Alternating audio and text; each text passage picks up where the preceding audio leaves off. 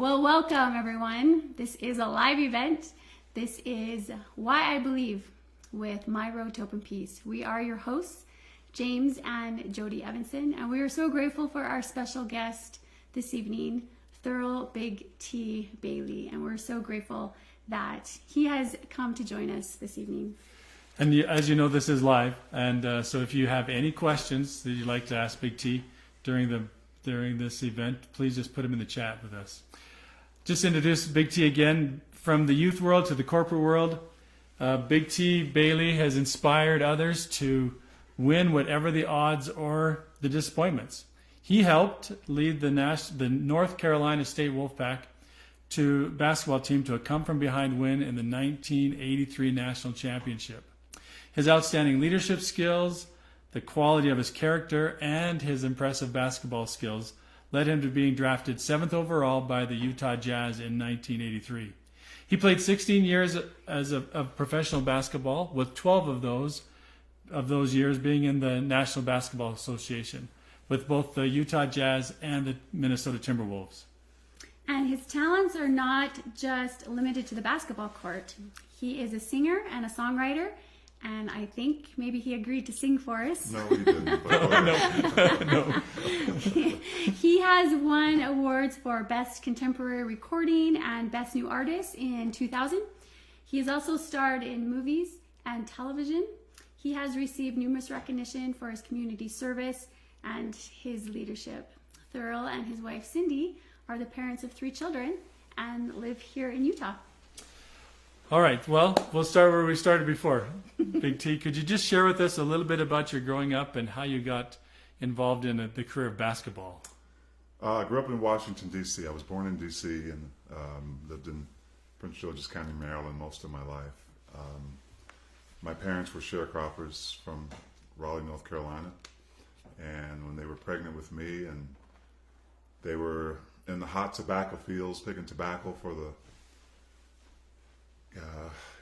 rich farmers, they just decided that the money wasn't enough. They couldn't support a family on very little pay. And so it was very difficult back then for a black family to just kind of risk it all and move. But that's how my parents were. They moved up north to Washington, D.C. My dad had actually lived up there for part of his life, so he was pretty familiar with the area. But my parents decided that jobs were better, maybe not much better. It was the 60s, and the civil rights movement was in full force. But they did move, and my mom found a job that paid her 50 cents an hour, and she actually would clean houses for wealthy people. And so it wasn't much pay, but my dad found odd jobs as well. So I was born in 1961 and grew up in a difficult area, difficult time. As I got older and began to realize my surroundings, we didn't have much money, but my dad was always present, which was uncommon in my neighborhood. Usually, most of my friends were raised by one parent, usually the mother, and I was fortunate. I had both my parents in the home, and it was a pretty tough. We were sheltered from a lot, but we knew what was going on around us. The gangs and the drugs and things like that. So I had parents who believed in being there for their kids, and we had neighbors. They talk about it takes a village. I mean, we had neighbors who were allowed to spank us when we were bad, right? My parents weren't around. So I grew up just in a tough environment, but basketball really didn't come into my life until later. It came when I was much older. I was in junior high school, going into high school. So it certainly wasn't my first love, and it was something that ended up being an outlet for me to stay out of trouble. And the first time I became interested in basketball was I was sitting in my parents' living room. My dad was watching TV, and he was watching a basketball game. I didn't know anything about basketball. I was about 13 years old. and 6'5", At 13. or 13 years old, Wow. and What? not playing any sports. So I sat down next to my dad one day, and he was watching a basketball game, and I didn't know what was going on, so he would talk me through the game, and I stopped asking him questions after a little while because I saw one player who I knew was the best player out there. And he looked cooler than any player out there. He had an afro that came out to here, and he had the shorts that came up to here, which looked so cool back then. And my dad told me it was a guy named Dr. J. Uh-huh. And I knew I wanted to be like him.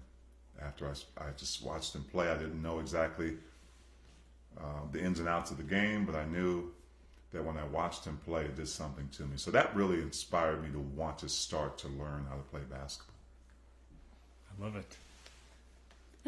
Is your dad tall? I'm just astounded that you were 6'5" at age 13 already. I was. My dad was 6'6". He's passed away, but he topped out at 6'6". My mom was 5'11".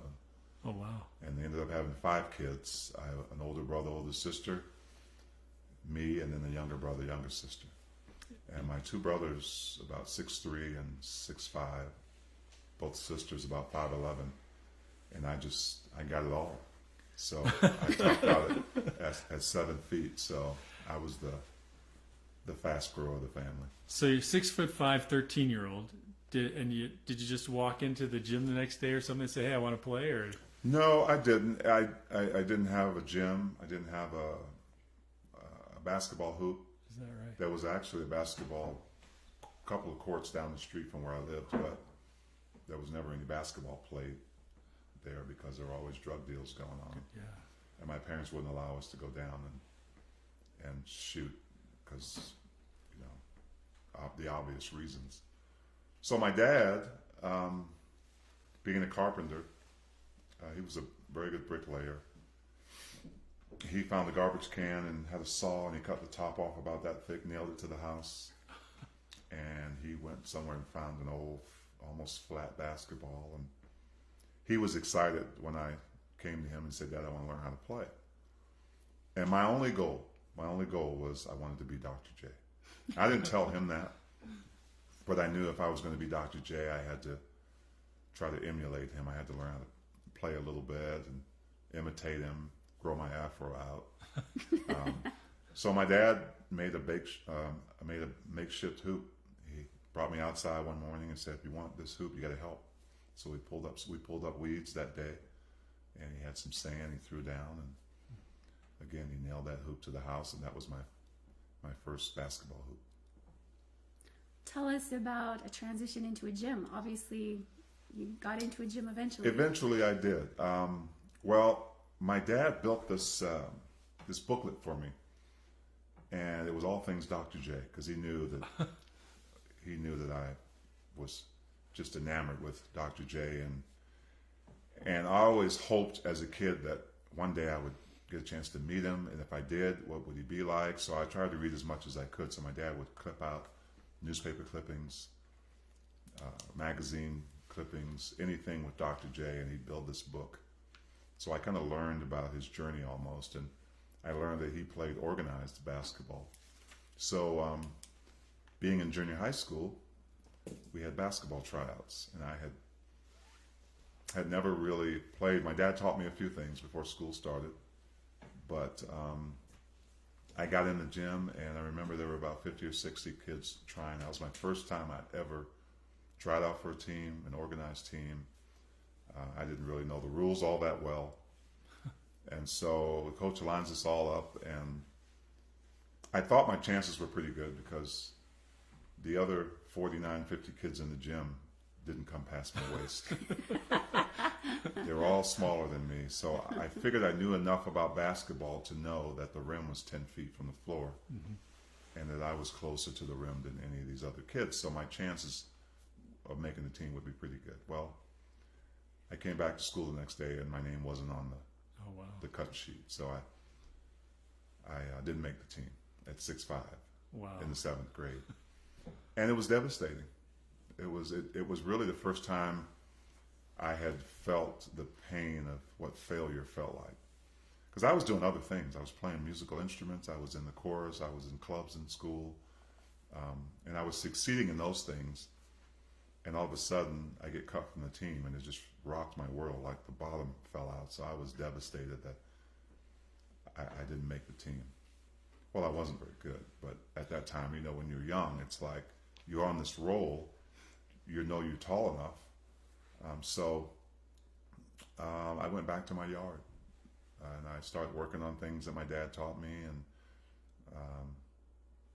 we didn't have any light outside, so when the sun went down and it got dark, I couldn't see the hoop anymore. So I always timed it right before it got dark that I had the ball and it was 5 seconds left on the clock.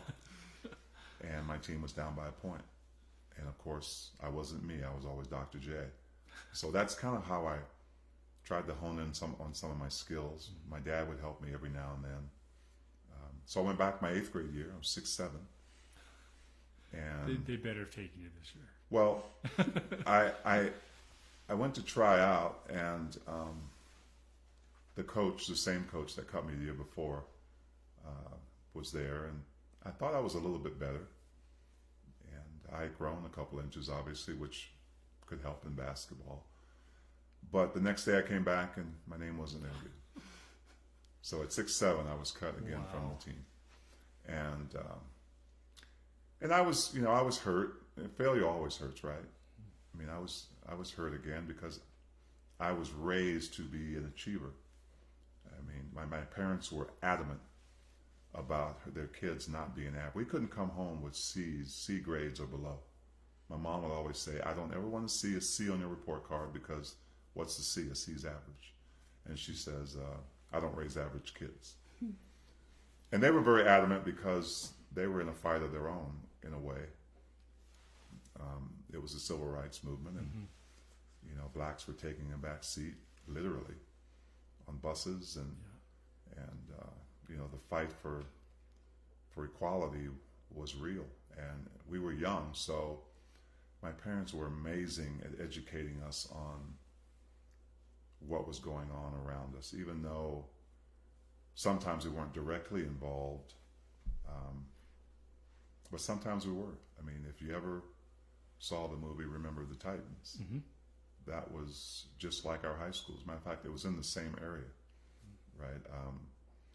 The DMV, the DC, Maryland, Virginia area. So we had issues at school with parents with signs with the N-word, and, you know, that's what we grew up with. And my parents were fighting that fight for us. So they were adamant that their kids, being black kids, and weren't going to be average. They were going to be above average, and whatever they decided to do, whether it was academics, music, school, some sports, we weren't allowed to be average. So I got cut that year in the 8th grade, and an interesting thing happened when I was leaving that piece of paper with my name not on it. The coach came out of his office, and he called my name, and he said, Thurl, you weren't meant to play the sport. Here I am, all of 6'7". Matter of fact, I remember he crossed his arms, he walked up to me, and he looked up at me, and he said, you just weren't meant to play the sport, so you're wasting my time. He says, don't come out for my team next. I had one more year of junior high. Yeah. He said, don't come out for my team next year because you'll be wasting my time and yours. I'm looking for guys who can already win me a championship. And I don't have time to teach you how to play this game. I know you're new to it. And it was true. I mean, a lot of us taller guys have, you know, it takes us a little longer just because we have more to work with. And I was wearing a size 15 shoe at that time, and so my body hadn't caught up with me. But I thought at that time that the only way I was going to be Dr. J was in my front yard. 5 seconds left on the clock. Because he told me not to come back, and I wasn't about to try out again. If the coach, if I knew I was going to be cut already, so why go try out? So I grew a little bit more that summer. My dad showed me a few more things because I just loved it, and I figured that if I couldn't follow Dr. J's path, in a sense where he played organized basketball, maybe there were other ways. But I went back for my 9th grade year at 6'9". Yeah, 6'9". And, you know, I'm sure you guys, as being out here, the head of this mission, you always talk about opportunity with the missionaries. Well, opportunity came my way because that same coach that cut me took a job at another school. Another coach came. And I had to decide, though, because I had been cut twice. I didn't know this new coach. And I had just been told the year before not to come back. So within my mind, I'm thinking, well, you know, I'm not going to make it anyway, regardless of who the coach is. So I had to decide whether I wanted to go try out again my last year of junior high school. And my parents were really good at supporting me, but it was my decision. And, you know, sometimes when you experience that disappointment, you shy away, right? You're not. You just decide to maybe to take an easier route, or maybe not to take that path at all. But I loved it so much. I wanted to be Dr. J. So, I mean, you have no idea how bad I wanted to be Dr. J. I had a fro back then, right? I just wanted to be like him. And so I showed up. And I remember walking into the gym door to try out. The coach, the new coach, was a little bit different. He was standing outside, and he shook every hand coming in. And once we got all 50 or 60 guys in the gym, he shut the door, he locked it. And he brought us all together, and he said, I want to congratulate all of you for being here, for walking through those doors. He said, there's some kids, I'm sure, that wanted to be here, but now it's time to go. The door's locked, and we're going to go with this group. He said, good luck to all of you. And there was just something different about this man. And again, I wasn't, at 6'9", I had not a lot of experience in basketball. If I wasn't the worst one in tryouts that day, I was probably second worst.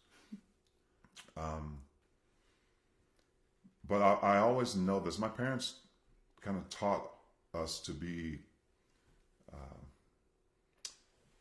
vigilant about noticing things around you, right? And I kind of watched this coach.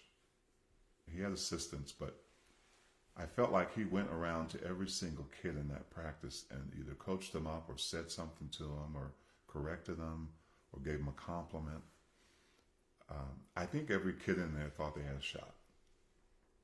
Now, they didn't have the same level of talent, but this coach made everybody feel like they had a chance to make the team. And so I left there like, okay, maybe I do have a shot to make this team. I know I'm not very good. There's 45, 50 other kids that are better than me. So, but I felt confident that I did okay, right? And then I came back the next day and experienced what was probably the most exciting moment of my young life. I walked up to that piece of paper on the coach's door with the names on it.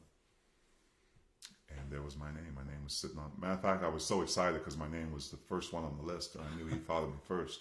Then I realized it was alphabetical order. But I made the team that year. I made the team. And making the team didn't change my life. What changed my life was what happened a couple of days after. Coach called me into his office. I was really nervous because I thought he was going to change his mind. But he called me into his office and he said, Thurl, if you really want to be good, he didn't even say great, if you want to be good, because I wasn't even good yet. If you really want to be good at this sport, you have a lot of work to do. And he kept emphasizing a lot. And he said, but if you make a commitment, he said, I'll come in 1 hour before practice to work with you. And after we practice as a team for 2 hours, if you want to stay another hour, I'll work with you then too. And I'm thinking in my mind, like, what coach, who would do that? What person that barely knows you would spend 4 hours of his day with you? Two one-on-one and then 2 hours with the team. And I wondered why he would do that. And he told me. And this is what changed my life. He said, Thurl, he said, I see potential. I see potential in you that you don't even see in yourself. He said, there's something I see. Your skills aren't there, but I see a determination. I see something that I can work with. And if you commit, I think you can be pretty good. That's all I needed to hear. Yeah. That was, and nobody knew about my Dr. J thing, right? But that's all I needed to hear, because he was giving me an opportunity to get closer to what I really wanted, was to be Dr. J. And it changed my life, because I showed up, I committed, and the commitment from him wasn't just about basketball. I mean, he talked about hanging out with the right folks, not letting people who, you know, want to go in the wrong direction weigh you down and drag you down, call themselves your friend. So I had to be coachable in the classroom, at home. So I committed to all those things. And part of it was because I had a passion for what I wanted in basketball.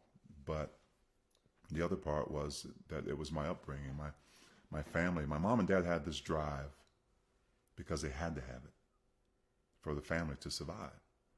So that drive, I think, trickled into their children. And I ended up starting that year, which is cool because, you know, when you accomplish something and you continue to work hard, other things happen. The coach wanted the first possession of every game. And so if you know basketball, you know that's the jump ball. Yeah. I'm 6'9". My opponents were always smaller than me, so I went in and got the jump ball, and as soon as I got the jump ball, coach, as soon as we got the first possession, coach would call a timeout and take me out for the rest of the game. True story. I averaged 2.3 seconds per game in junior high school, but people laugh at that, but I didn't care. I made the team. I started every game. My parents came to every game, and as a parent now, I know, you know, to see my parents in the stands, and the conversation going home was, my mom would always turn around to me and say, "Baby, that was a beautiful jump ball you got. I can't wait till next week." And so it made it worth it for me. And from there, you know, my career kind of took off. I dedicated myself to putting the time in, and I had other coaches who saw that potential in me, and finally got my education paid for through basketball, because otherwise I'm not sure how I would have gone to college.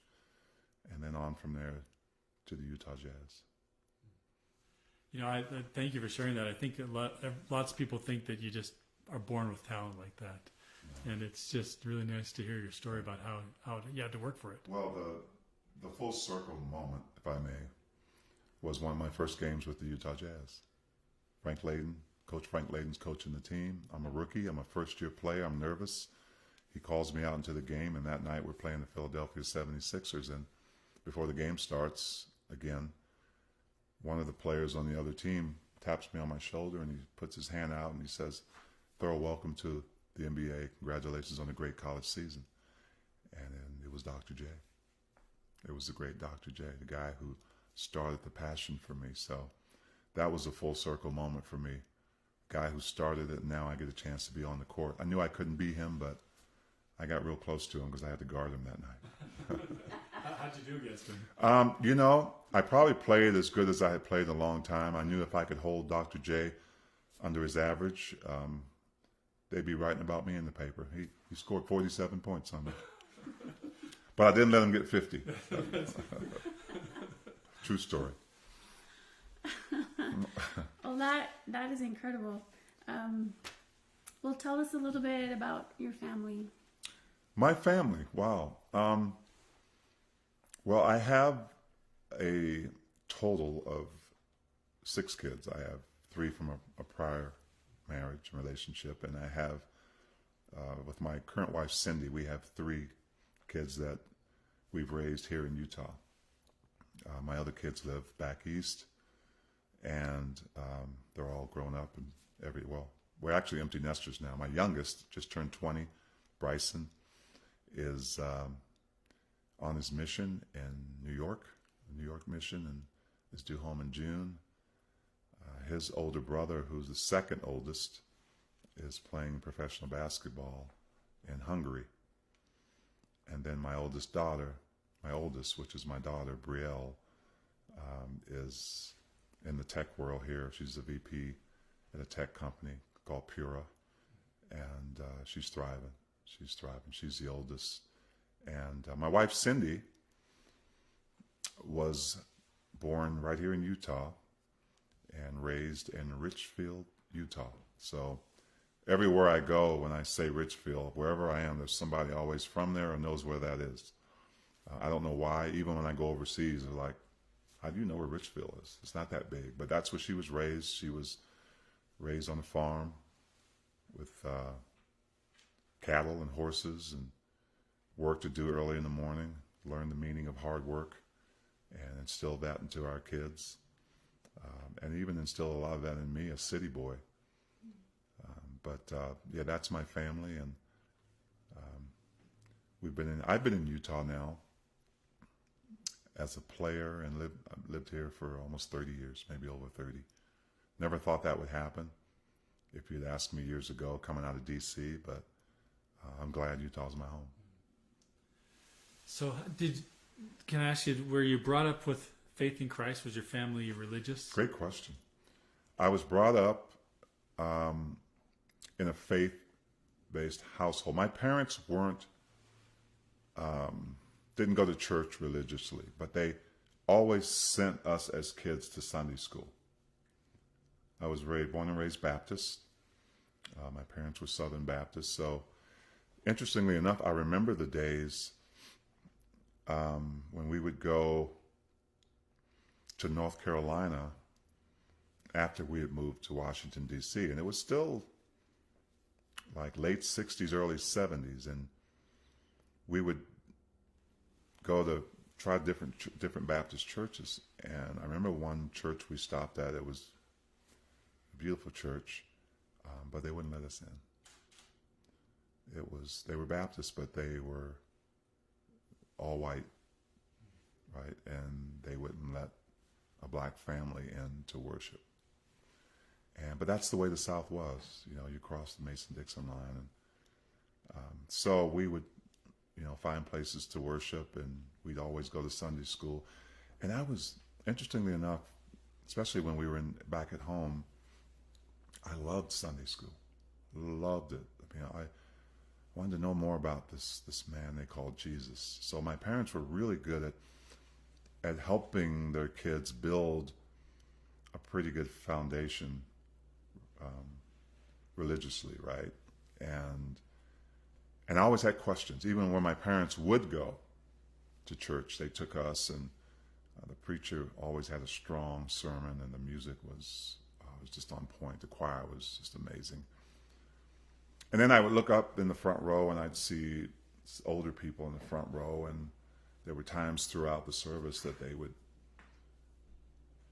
get up, and as a kid, you were just struck by how happy they were. They were dancing, they were chanting, and I always asked my mom and dad what they were doing, because I wanted to do it.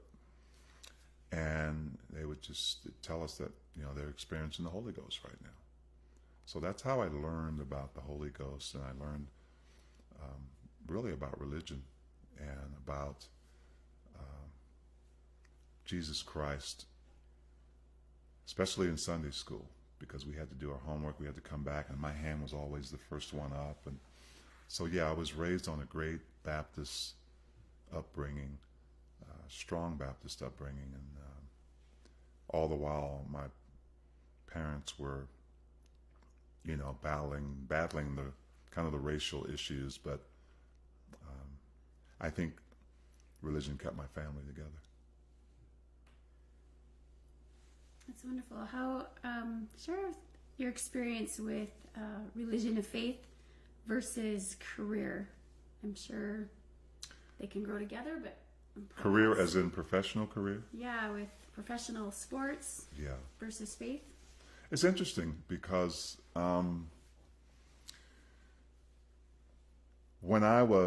before I was a member of the LDS Church, and I lived here for quite some time. I learned a lot about the church. I had friends. Most of my friends, I gravitated towards LDS friends for one reason or another. I was just drawn in. I was gravitated towards LDS families. I came here in 1983 and didn't know anything. What I heard about Mormons living back in D.C. wasn't the good stuff, right? It was assumptions, and it was, things that people were making up. But at the time, that's all I had, right? It's all the information I had. And so when I came out here, and people were so nice to me, and part of that, I'm feeling, well, okay, yeah, they're jazz fans, they're gonna be nice or whatever. But no, I realized how genuine it was. And when you're in a place long enough, this is how I was raised, when you're in a place long enough, you embrace culture. It was a culture shock coming to Utah because I grew up in a predominantly all-black neighborhood, and started out at all-black schools until desegregation happened and we were bused to the white schools. But I started to embrace it, and I just realized that, as my parents told me, look, it's not about color of your skin. It's about, the content of your heart and your soul and the love you have for people. If people are genuine, then you'll know it. And so I fell in love with Salt Lake City right away. I really did. And, there were parts of my culture that I missed, but I was very quick at trying to learn more about the folks I was going to be around, hopefully for a long time. So I met a lot of missionaries. I let them in my home, and they were teachers. I learned. I never committed to any kind of baptism or anything, but that's how I was. I was welcoming, just like my parents taught. And so during the course of my basketball career, I learned a lot about the LDS Church. And it was interesting because I would go to these functions that would have a lot of jazz fans, and a lot of them were LDS. And they all would give me gifts, and they'd wrap them up, and I'd take them home. And heck, I ended up with 85 Book of Mormons. And they would always sign it on the inside and, put a scripture or something on there. I was like, I'm getting more autographs than I'm giving right now. But but it was fun, right? And I had a couple of teammates who were, when I played with the Jazz early on, I had a few teammates that were LDS, and we would have conversations about religion, and we never have arguments about religion. We just have discussions about what we believed, and it was intriguing. It was intriguing for them to hear from me culturally, and it's intriguing for me to hear from them. But the NBA season is so busy. You travel so much, right? And so I didn't really get a consistent, if we had Sundays off, I would go to a church on the road. But I really didn't get a sense of kind of a foundation until I went to church with some of my friends who invited me. And I would go, and it would be the Fast and Testimony meeting. I wasn't a member, but there were times when I just felt something. I felt the need, the urge, even as a non-member, to go up and say something. That's the feeling I had. And so, it wasn't until later, it wasn't until I met this special someone in my life did I really understand a lot of things, like family, forever families. And so, it wasn't until I met Cindy Southwick did I really get entrenched to how important, I think, because I do believe at one time in my life, the spiritual part wasn't the priority, right, for me. And as much as you are searching and it should be, for me, there was always kind of this search going on. Even from college, I felt like I was just searching. I knew that there was more than what I experienced growing up and watching the older folks on the front row and the sermon. I knew there was more. Even internally, I knew that. So as I kind of went on with my life, and I met Cindy, that's when things changed for me. How did you meet her? Oh boy. Let's see. What we had in common, what I did when I came to the Jazz was in the summers, I ran their basketball camps. This is early on in junior jazz, and they would do camps at different places. And I actually first saw her at some of those camps. And I didn't really notice her because there were other people there, but got to know her because she was kind of working the camps, and we would have some of the volunteers or the folks like athletes from other schools, like Cindy was. Cindy played basketball at what was then UVSC, which is now UVU. And so I didn't really notice her then, but I had my own basketball camp. And let me take that back. I did notice her. She wasn't the kind of person that you didn't notice. She was outgoing. She was very good at teaching the kids, very good at basketball. And so, but, we were there to work. There was no connection. That's probably the best way to put it. So for my camp, I went to the college looking for folks I could hire to come and teach the kids. And normally the women were the best coaches. And so I hired her and a few more girls to work my camp. And so she came and worked my camp. And that's kind of where the connection happened. She was outgoing. And I noticed her. And it was interesting, too, because somehow we ended up agreeing to go out. And I was still relatively not new to the area, but I didn't know every place, right? I knew Salt Lake proper, but I was supposed to go and pick her up at her house. She was going to go home and visit her parents, and I was going to go pick her up from her house in Richfield. Why? I didn't know Richfield was 2.5 hours from Salt Lake. So I drove and drove and drove. And I got to this place that, it wasn't like the neighborhood I grew up in, but I just saw a cow go across the street. Never seen that before. Found her house, knocked on the door, and there was an interesting event that happened. I wasn't allowed to come into the house.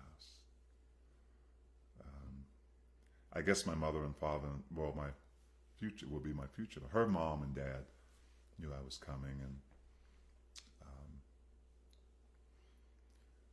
the bottom line is that we as parents, and I get this, maybe I didn't get it so much then, but we as parents want the best for our kids, right? We want to sometimes turn and push them into the paths that we think are right for them. And dating a black guy, non-LDS black guys, 2 strikes, was not something they wanted for their kids. And you know what? Again, I didn't get it then, but I understand a parent's protection and love for their kid. And so that first meeting, that first time I was going to go pick her up, didn't work out so well. And she came out the house to greet me, and she was crying and told me I had to go, and I didn't know why, but when I got back to Salt Lake, she called me and we talked about it. Talked about what had just happened. Yeah, I'm the city boy from the tracks, and she's on the way on the other side of the tracks, right? She's LDS and white, and so it wasn't going to work for her parents. And the crazy thing is, we weren't even dating. We weren't even dating then. But I believe strongly that that is what brought us closer together. And I think the thing that brought us closer together was the fact that neither one of us really understood what was going on. So we got a chance to learn more about each other. Where I came from, who my parents were, what they went through, how she was raised. And so after a period of time, and a lot of it maybe unbeknownst to her parents, we dated. I mean, we dated, and I learned so much from her. And it got to the point where, you know, parents knew that we were seeing each other. And there was a real poignant moment in her life, probably in both of our lives, that I always talk about. It's so hard to talk about sometimes, but I think it was a Monday. That's family home evening. She was invited to come down from school to family home evening with her mom and dad. She goes in, and it's more like an intervention. And so she was given an ultimatum. It was either me or it was she had to choose between me or her family. And I don't, you know, being in her position, that's a hard choice. That's your family. Those are people that raised you. These are your brothers sitting around, and each one taking a turn on why you should or shouldn't. And she was outnumbered. I think there was only one that was in her favor. That was her younger brother. But in the end, she stood up and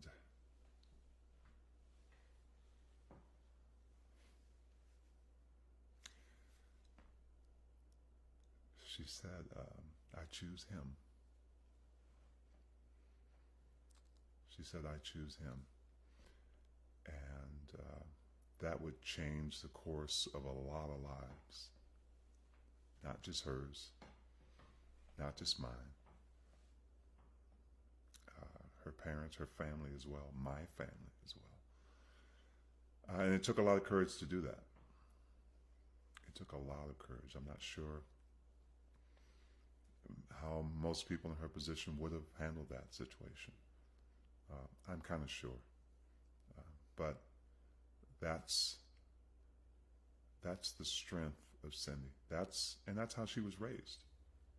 You know, I know it seems kind of like an oxymoron, but that's, you know, she was raised in the church, right? And so that journey with us started. I fell in love with this woman. And I think I really loved her because of what she stood for. One, she stood for me. She stood up for me. But two, she knew how she was raised. So she wasn't about to sacrifice those morals and that upbringing. But she knew what she wanted. She knew. She didn't look at my skin color. She saw through me. She saw my heart. She saw the potential in me. And so that turned into a civil marriage. I wasn't a member, but I wanted to marry her, and we went to Vegas, and we got married there. We had, you know, a few people in our corner that showed up. Even some that showed up weren't really in our corner. They just felt like they needed to be there on my side and hers. So yeah, that's. I think your question was, how did I meet it? Or that is how I met my wife of over 30 years, and they said it wouldn't last. And listen, this story ends very well. Yeah. You know, my in-laws are some of the nicest, kindest people you'd ever want to meet. But there was a lot of learning through that whole process. A lot for all of us: forgiveness, patience. But my wife, Cindy, was the anchor of that because of a choice she made that changed a lot of people. Well, thank you for sharing that beautiful and powerful story. I can't wait to meet her one day. Oh, she's a handful. Raised on a farm, so she says it like it is. That's a tough girl right She there. is. Oh, that's awesome. Would you share with us some of the life lessons you learned as a professional athlete? I mean, everyone has many life lessons, but Yeah. I'm sure you have some very unique ones. I do, and I think that's what sport teaches that, right? I mean, especially team sports. And I chose basketball. So, you know, it is kind of a microcosm of all of us and the things that we go through in our personal and professional lives. Teamwork, obviously, because it just doesn't work. There's nothing. I think it was Ray Kroc who created McDonald's that said nothing of any significance has ever been done by one person. And so through sports, you really learn that. You really learn that it does take a whole team to create something amazing.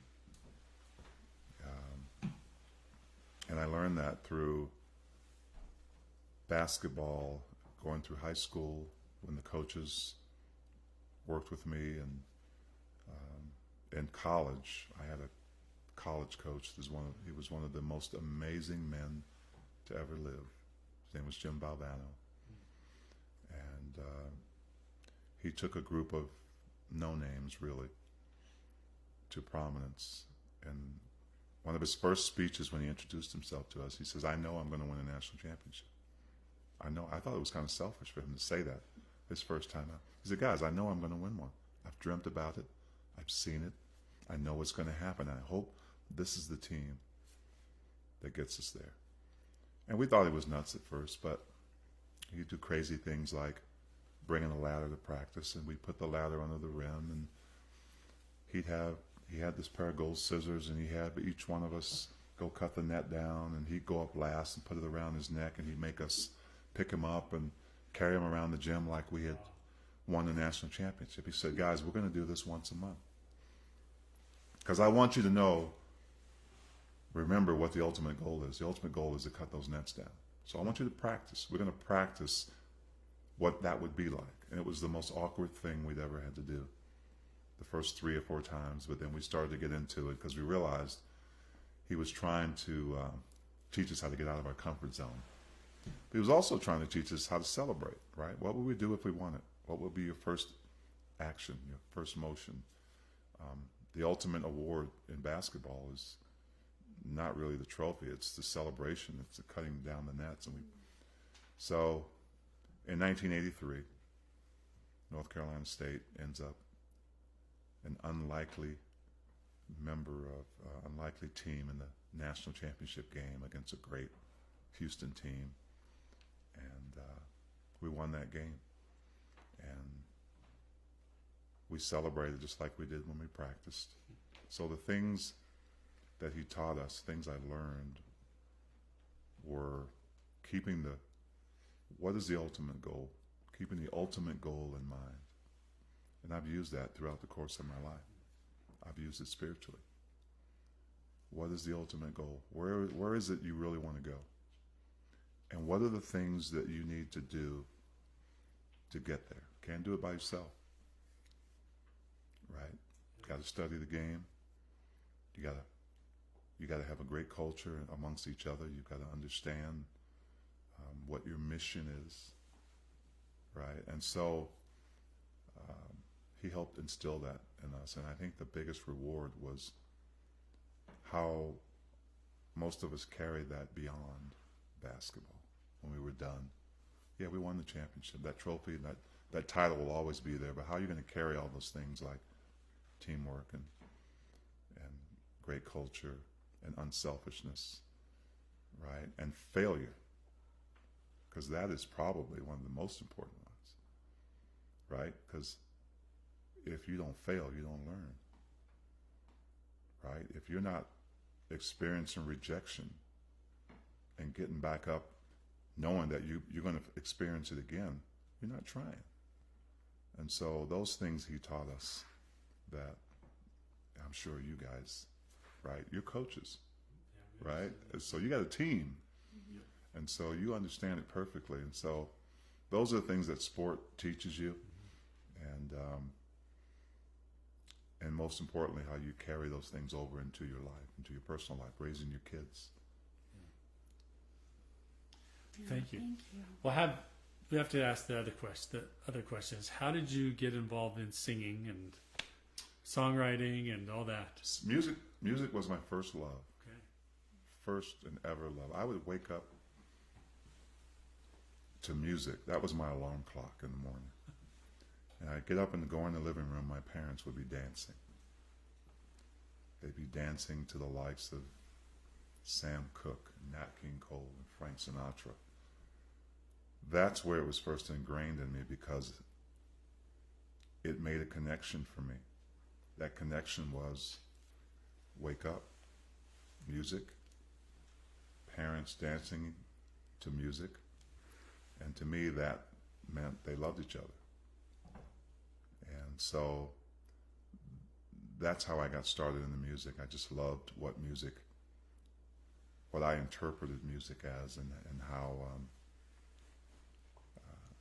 how music could have that effect on you. And so my parents bought me a little turntable. I'm going to lose a lot of young people because we had these little black discs that were called 45 records. Yeah. And so we could only afford two. Mike Jackson 5 was one song on each side, and then the other one was the dual band, the Osmonds, One Bad Apple. And so and I picked up the trombone and the tuba, and I sang in choruses and choirs, madrigals in high school. Can we ask you to sing a little something? It's kind of impromptu. Yeah, it is. Yeah. I have to admit, President pulled up a little video of you, a video I had not seen of you as Goliath. I am Goliath. That's as good as it gets. Everybody wants to be like me. I don't know how many people out there have seen that, but all the kids they don't know me as a basketball player. They know me as Goliath. Yep. Yeah, that was interesting. And it was fun. It was fun. Actually, the kid who played David works with me now in the jazz. He works in the production truck. Oh, that's awesome. When we fly to away games, he sits next to me on the plane. And I always look at him and say, I'm going to get my revenge one day, don't you? There's going to be a part 2 of this. Oh, that's so great. Well, we have a few questions coming in. Oh, yeah, sure. I think we could talk to you for the next 4 hours, but we don't want to keep you all night from your family. How about this one? What advice would you give youth about choosing friends that will lift them up? Advice I would give youth about choosing friends that will lift them up. I think that's pretty self-explanatory, but hard to do sometimes. Why? Because back when I was growing up, you didn't have video games. You certainly didn't have social media. Yeah. Right? And so you got your butt kicked out of the house and you had to go be creative. Right? You had to go hang out with your friends who were like you and wanted to do the things that you wanted to do. It's really difficult today because a lot of our youth want to be validated. They want to be loved, they want to be liked, and a lot of the folks now that they want to emulate are on social media. Right? I don't want you to know what I'm doing every 5 minutes. Yeah. Right? But there's something about that. There's some good sides to it, right? There's messages really good messages that you're able to get out there. But I think what I would advise them to do is to know yourself. Know yourself and know what you will and won't tolerate in your life. I think curiosity is in every kid. But there's certain things that you know, right? Certain things you know that are detrimental. Drugs, alcohol, but the curiosity is always there, right? And so I always believe that it starts in the home, but not every kid's in the right home situation, right? So it's difficult sometimes because kids will gravitate where they're loved. Yeah. Right? That's why a lot of my friends joined gangs, because they didn't have a dad at home, and their dad was the gang leader. So I would say know yourself. Know what you would and would not tolerate. Know right from wrong. And it's hard sometimes to resist. It's hard sometimes to choose good over evil, just because there's so much out there. There's so much out there, that there's so much information out there. There's just so much going through our lives. Our kids are busier than we are sometimes, right? With school, with things. Mental health is a real issue. So I think my advice would be, get to know yourself and get to know who you are and the person you want to be. I always think the common denominator for us all is service. I don't think there's a greater feeling that you will ever feel than doing something for someone else.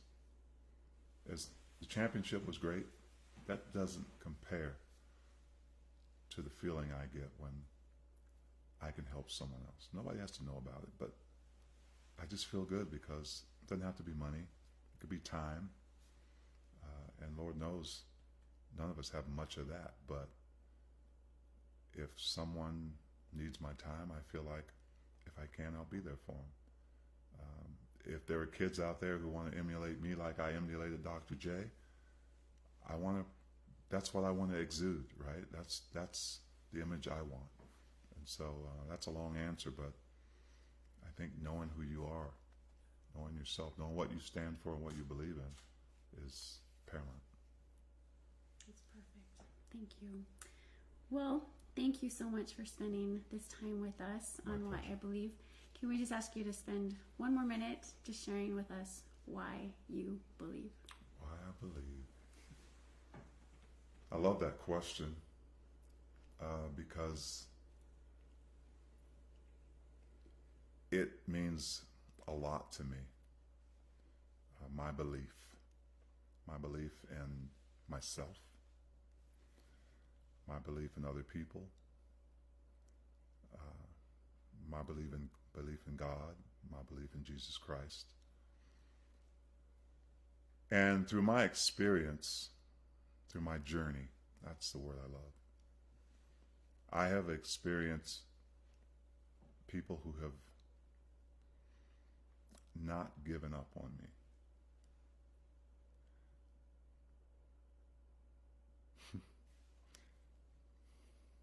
I've experienced the lens of a coach that I didn't fit his model of how he wanted to be successful right now. But I was fortunate that another guy came in and his lens was different when he looked at me. And he said, I see it. I see the potential that you have. And I'm going to do my best to work with you. You have to give me what you have. You have to commit, right? But I believe you can be good. I've experienced a woman who didn't give up on me. A woman who saw potential in what I could be as a friend, even though I was different. Her lens was different. And then, after a certain period of time, her lens could picture me as a husband. And then after a period of time, she could see me as a father. Well, that wouldn't have happened if at first she didn't see this. When other people's lens were focused on something else. when my kids became old enough. Someone once said, there's no such thing as a perfect father, but fatherhood perfects men. And so it's important to me how my kids see me. Even if, as imperfect as I am as a dad, it's important to me that they know me and who I am.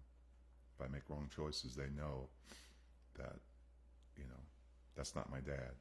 We're all mortals here. We make mistakes, as long as it's not, those detrimental ones. But my kids see potential in me still. And I see potential in them because of it. I have a firm testimony of a man who sees potential in all of us. And this journey I've been on spiritually for most of my life, I've known that, right? I mean, I've had hints of it through my Baptist upbringing,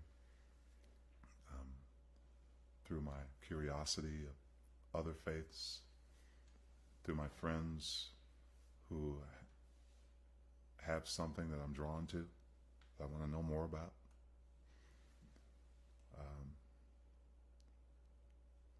I know Christ knows I have potential, and He's willing to work with me. I got to commit, right? I have to make the commitment, like all of us do. And it's not going to be a perfect journey. But I understand the ultimate goal. The ultimate goal is a return to Him. That's why I believe. It's because I know He believes in me. Thank you. Thank you so much. Thanks, Big T. Thank you. We appreciate it. Thanks for having me. Our pleasure. Well, thank you everybody for joining us tonight on Why I Believe. Thank you for joining us and have a good night.